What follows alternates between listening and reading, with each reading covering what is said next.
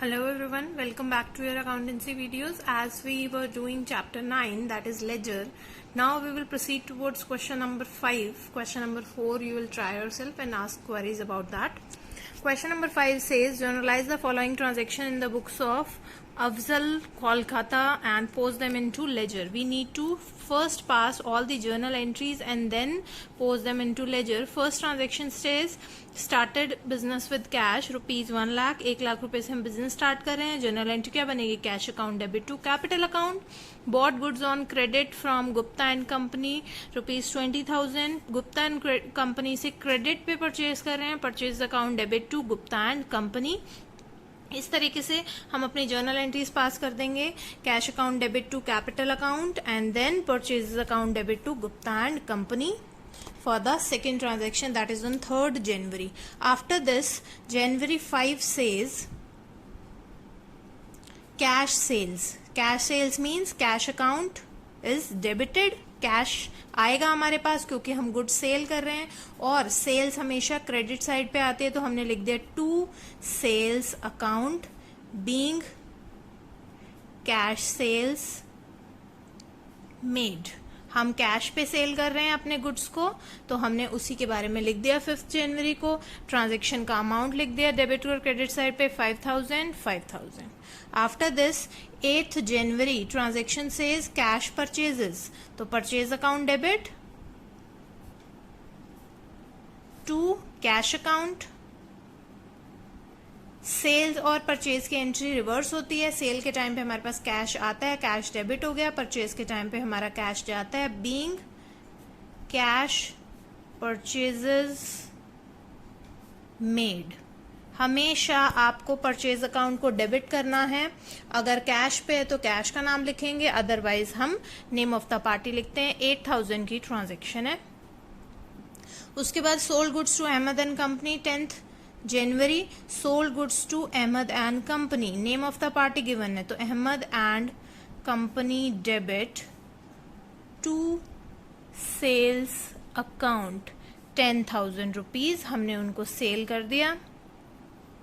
Easy transaction है बिल्कुल. Journal entries आप खुद प्रिपेयर कर सकते हो और फिर वीडियो ऑन करके आप लेजर की पोस्टिंग सीखोगे. अदरवाइज लेजर भी मैंने आपको प्रीवियस वीडियो में सिखाया था.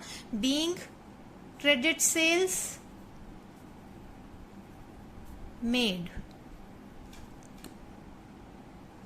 After this, next transaction says on January 11 deposited cash into bank, so bank balance increase हो जाएगा, bank account debit. Cash balance decrease हो जाएगा, cash account credit to cash account being amount deposited into bank. जब भी हम bank में deposit करेंगे amount, हमेशा ये वाली एंट्री रहेगी कि आपने बैंक में डिपॉजिट किया, अमाउंट 50,000 का है, तो हम लिख देंगे 50,000 डेबिट साइड पे, 50,000 क्रेडिट साइड पे. Next is purchased a computer for office. Computer is also an asset. Assets are debited always, so computer account debit to cash account. अगर लिखा होता फॉर हाउस तो हम उसको ड्राइंग मानते. अभी हमारे लिए असेट है. Being computer purchased for office. नहीं भी लिखोगे तो कोई इशू नहीं है. हमने परचेज किया है 20,000 का.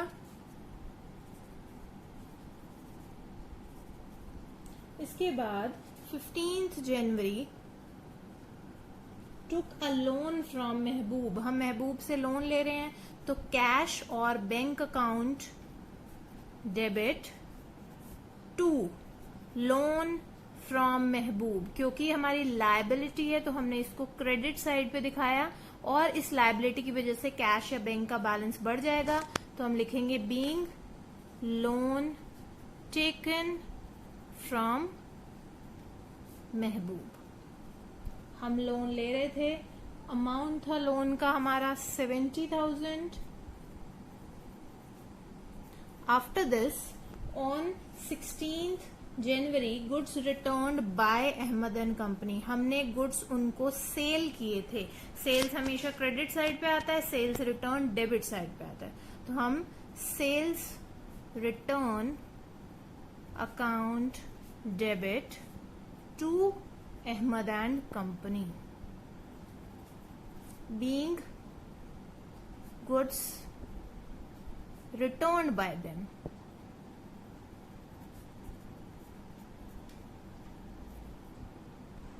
हमने देखा कि सेल्स रिटर्न हमारी 2000 की थी, वो लिख दी है। उसके बाद 17 जनवरी को लिखा हुआ है purchased furniture from Mahfil Mart. Name of the party given है तो हम मानेंगे कि क्रेडिट ट्रांजैक्शन है। फर्नीचर असेट है तो furniture account debit to Mahfil Mart, being furniture purchased on credit. On 18th January paid interest to Mahboob. आपने जो महबूब से लोन लिया था that was your liability, but जब आप महबूब को लोन के ऊपर इंटरेस्ट पे करोगे वो इंटरेस्ट आपके लिए क्या माना जाएगा? एक expense. Expenses are debited always, तो हमने डेबिट साइड पे लिख दिया interest on loan account debit to cash account, being interest paid to Mahboob. After this on 19 January received a claim from Ahmed and Company for defects in goods supplied to them and claim was accepted and rebate was allowed। अगर हम सामने वाली party को rebate दे रहे हैं, हमारे लिए वो एक्सपेंस है, एक्सपेंसेस आर डेबिटेड ऑलवेज, तो हम इसको डेबिट साइड पे लिखेंगे। दूसरा पॉइंट, हम एक्सेप्ट कर रहे हैं, अभी हमने रिबेट की पेमेंट नहीं की। या तो हम रिबेट की पेमेंट करते और कैश हमारा चला जाता, यहाँ लिखा हुआ है रिबेट वाज अलाउड, तो हम लिख देंगे rebate allowed account debit to Ahmed and company. Ahmed and company को हमने क्रेडिट साइड पे लिखा क्योंकि हमें फ्यूचर में उनको कुछ पे करना पड़ेगा या गुड्स देने पड़ेंगे, कुछ भी चीज देनी पड़ेगी, हमारी ऑब्लिगेशन है, तो हमने उसको लायबिलिटी साइड पे यानी क्रेडिट साइड पे लिख दिया। Being rebate allowed to them, हम उनको रिबेट अलाउ कर रहे हैं। क्लेम वॉज रिसीव्ड फॉर ₹1000, तो हमने लिख दिया डेबिट साइड पे भी 1000 एंड क्रेडिट साइड पे भी 1000। उसके बाद 22 जनवरी को हमें बोला है paid rent by cheque. Rent expense है, expenses are debited, rent account debit to bank account. हम यहाँ बैंक अकाउंट क्यों लिख रहे हैं?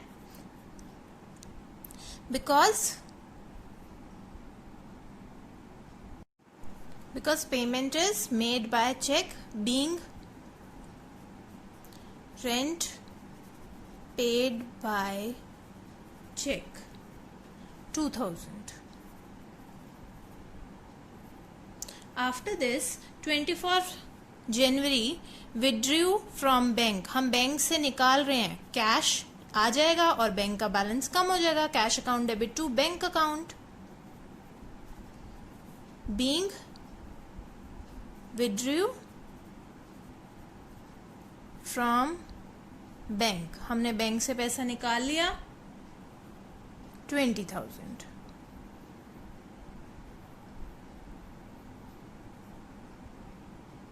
नेक्स्ट पॉइंट 25 जनवरी को हमें बोला sale of goods at counter after allowing trade discount of 10% 10,000। मतलब ये वैल्यू जो हमें गिवन है ये ट्रेड डिस्काउंट माइनस करने के बाद गिवन है। Sale of goods at a counter, तो हमने सीधा लिखा cash account debit to sales account. अगर हमें बताते प्राइस इतना लेस ट्रेड डिस्काउंट, तो हम मानते कि उस वैल्यू में हमें अब ट्रेड डिस्काउंट को माइनस करना है। अब जो हमें वैल्यू गिवन है हम यही एज्यूम करेंगे that is after trade discount, being cash sales made 10,000 10,000। उसके बाद goods purchase from Gupta and company were destroyed by accident. Accident कब होता है? रास्ते में होता है, तो हम इसको मानेंगे लॉस इन ट्रांजिट। जब भी आपका एक्सीडेंट, ऑन वे ऐसे वर्ड माने जाएं तो हम मानेंगे this is loss in transit account debit to purchases account, क्योंकि इससे हमारे गुड्स जो हमने परचेज किए थे रीसेलिंग पर्पस के लिए उनका लेवल कम हो जाएगा। बीइंग गुड्स डिस्ट्रॉयड, 10,000 के हमारे गुड्स थे, हमने लिख दिया 10,000 डेबिट और क्रेडिट साइड पे। उसके बाद advertisement expenses paid through bank. 27 जनवरी को हम एडवर्टीजमेंट एक्सपेंसेस दे रहे हैं। Advertisement expenses account debit to bank account. Advertisement expenses paid by cheque 5,000 5,000। इसके बाद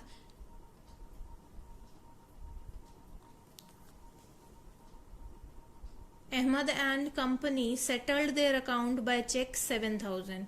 Ahmad and company settled their account of by paying a check of 7,000. हमें bank में बैलेंस जो है वो 7,000 का आ रहा है।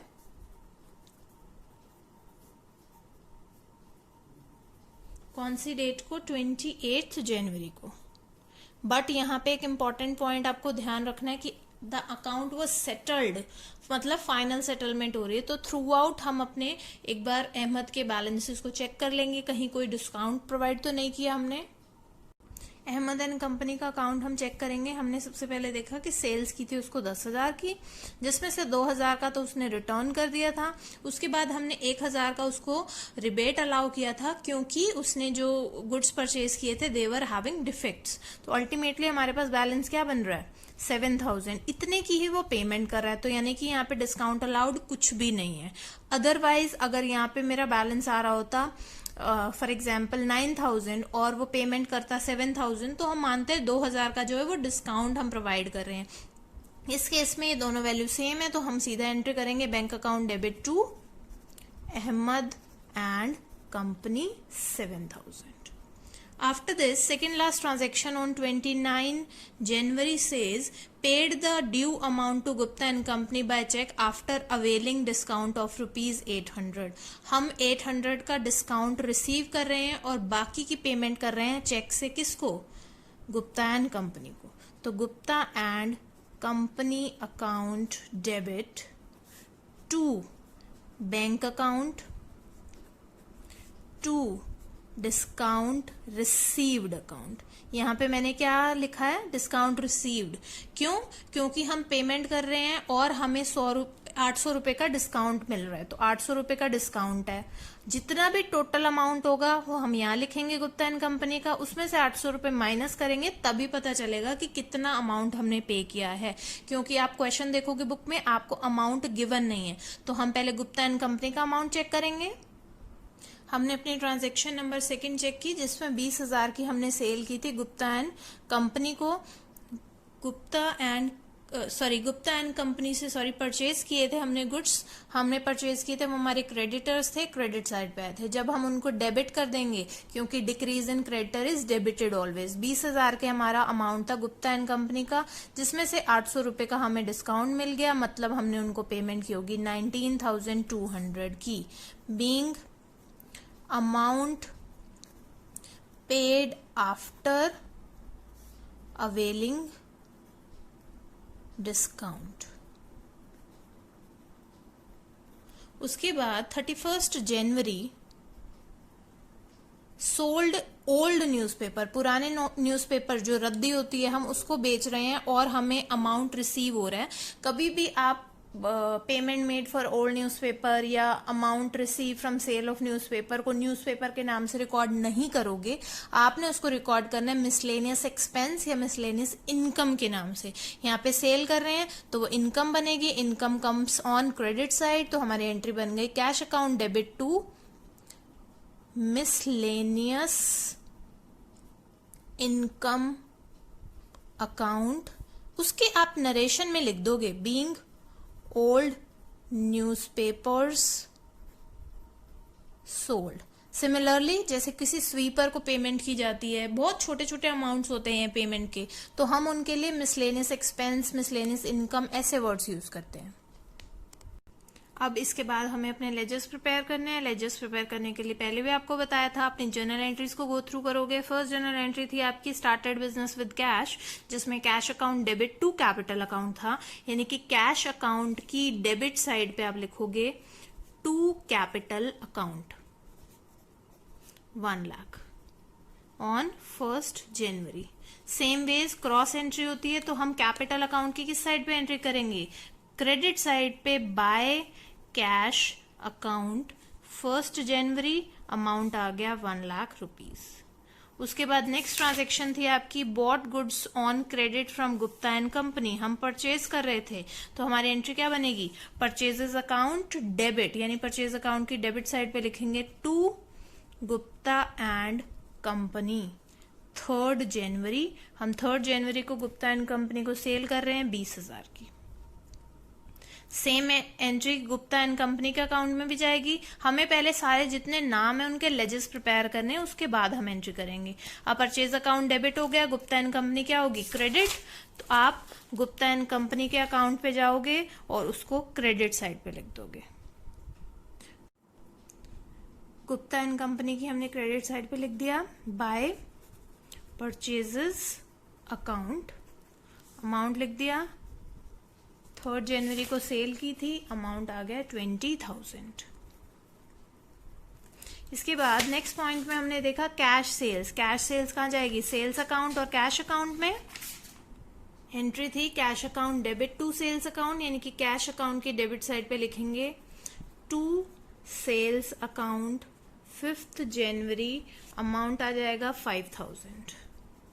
और सेम वेज क्रॉस एंट्री होती है तो सेल्स अकाउंट में जाएंगे, 5,000 का अमाउंट है और लिखेंगे bye cash account 5 January. After this cash purchases, purchase account debit, तो हम परचेज अकाउंट की डेबिट साइड पे लिखेंगे टू कैश अकाउंट 8 जनवरी और अमाउंट लिख देंगे 8,000।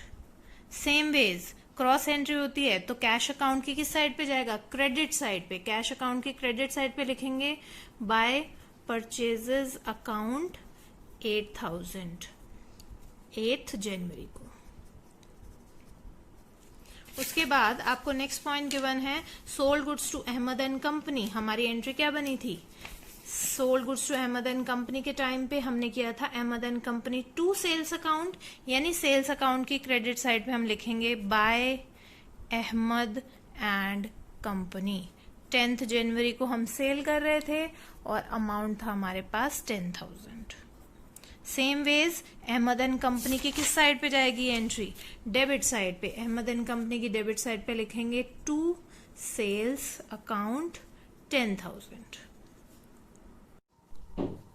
इस लेजर्स को आप ऐसे भी कंप्लीट कर सकते हो कि आप पर्टिकुलर एक अकाउंट उठाओ, जैसे मैंने यहाँ पे सेल्स अकाउंट उठाया, सेल्स अकाउंट की हम इनिशियल एंट्रीज कर चुके थे, बाय कैश अकाउंट की 10 जनवरी बाय अहमद एंड कंपनी की, सेल्स अकाउंट का जहां पे भी नाम आ रहा है, जैसे 25 जनवरी को आपकी एंट्री थी cash account debit to sales account, हमने cash account debit to sales account मतलब सेल्स अकाउंट की क्रेडिट साइड पे लिख दिया बाय कैश अकाउंट, अमाउंट लिख दिया। अब आप अपने अकाउंट्स को क्लोज कैसे करते हो, हमेशा दोनों साइड्स का टोटल इक्वल आना चाहिए। हमने क्रेडिट साइड का टोटल क्या आ रहा था 25,000, उसी को ही हमने लिख दिया बैलेंस कैरेट डाउन के नाम से, to balance carried down 25,000।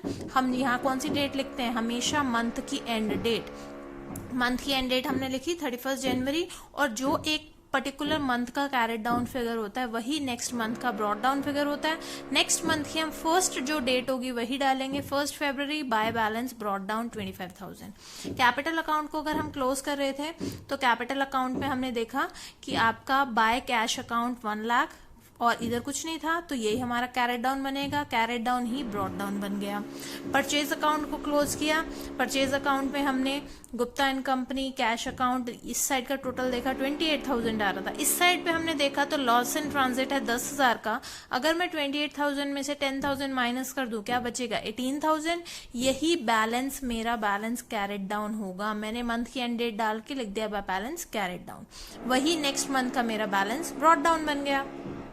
Loan from महबूब आपका 31 जनवरी को हम क्लोज कर रहे हैं, 15 जनवरी को हमने लोन लिया था, लायबिलिटी है, लायबिलिटी साइड पे क्योंकि हमारी एंट्री बनी थी cash account debit to loan from Mahboob, cash account की डेबिट साइड पे जाएगा और लोन फ्रॉम महबूब की क्रेडिट साइड पे आएगा। अपोजिट अकाउंट्स का नाम लिखते हैं, हमने लिख दिया बाय कैश अकाउंट 70,000 और 70,000 लिखकर दोनों साइड इक्वल की, ये है हमारा कैरेट डाउन फिगर, उसी को हम नेक्स्ट मंथ का ब्रॉड डाउन फिगर बनाते हैं। अहमद एंड कंपनी का अकाउंट क्लोज कर रहे थे। 10 जनवरी को हमारी सेल थी 10,000 की। जहां जहां पे भी अहमद एंड कंपनी का नाम आ रहा है वहां वहां पे आप लिखते जाओगे। जैसे 16 जनवरी को हमने सेल्स रिटर्न किया था, 19 जनवरी को रिबेट अलाउ किया था 1000, उसके बाद फाइनल सेटलमेंट हो रही थी 28 जनवरी को, तो आपने लिख दिया 28 जनवरी। अब तो यहाँ पे हम टोटल करके देख रहे थे तो 10,000 ही आ रहा था, मतलब कुछ भी बैलेंस नहीं है। हमने दोनों से डबल लाइंस लगाई, बस ये अकाउंट क्लोज हो गया। फिर कंप्यूटर्स अकाउंट पे आए, हमने कंप्यूटर परचेज किया था 13 जनवरी को। एंट्री बनी थी computers account debit to cash account, यानी कंप्यूटर्स अकाउंट की डेबिट साइड पे लिखा था हमने और कैश अकाउंट की क्रेडिट साइड पे लिखा था। अगेन इस अकाउंट में कोई और चीज नहीं है, यही हमारा कैरेट डाउन फिगर बन गया।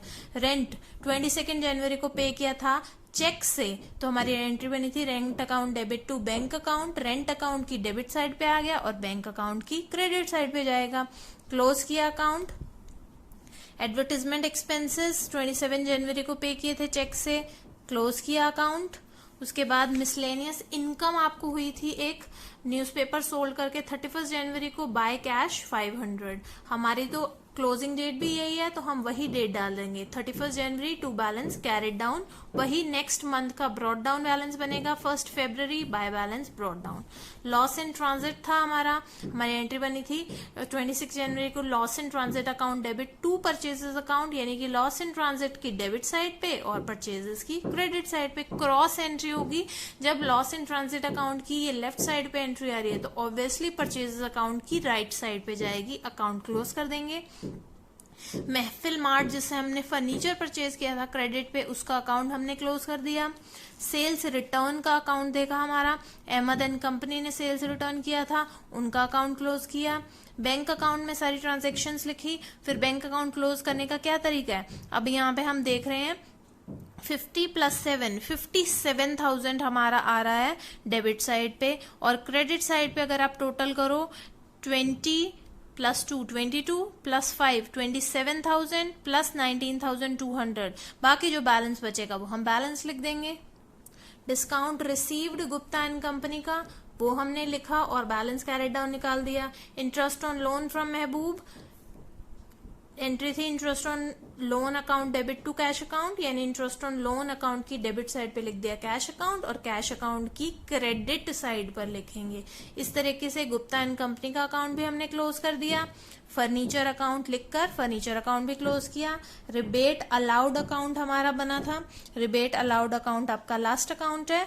जब हमने रिबेट अलाउ किया था 19 जनवरी को, rebate allowed account debit to Ahmed and company entry थी, तो हमने रिबेट अलाउड अकाउंट की डेबिट साइड पे लिख दिया to Ahmed and company. Rebate वाला ही अमाउंट देखेंगे 1000 और लिख देंगे।